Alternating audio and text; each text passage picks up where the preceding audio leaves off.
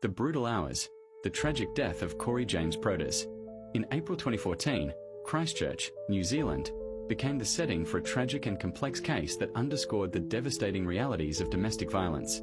The life of 30-year-old Cory James Proto came to an end following a severe assault by his then-girlfriend, 22-year-old Zariah J. Sampson, an event that led to significant legal proceedings and public scrutiny.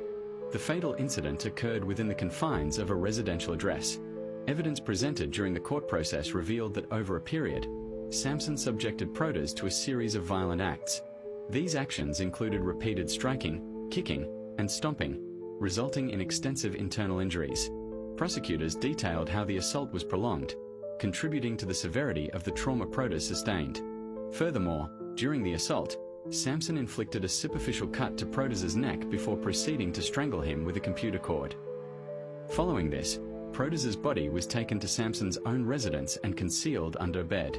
Proto's condition deteriorated, and he tragically died from his injuries.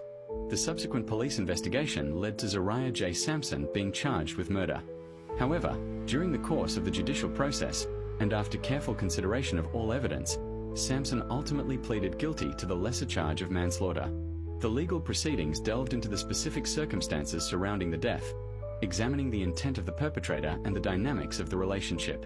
For a manslaughter conviction, the Crown generally argues that while the accused caused the death, there was no intent to kill or cause grievous bodily harm, or that there were mitigating circumstances such as provocation or excessive self-defense, though the specific legal arguments in this case would have been detailed in court.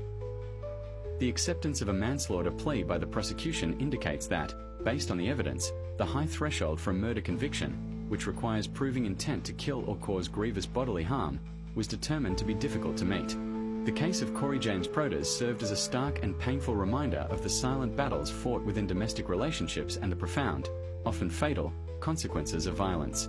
His death brought intense grief to his family and highlighted the urgent need for awareness and intervention in cases of domestic abuse, regardless of the gender of the victim or perpetrator.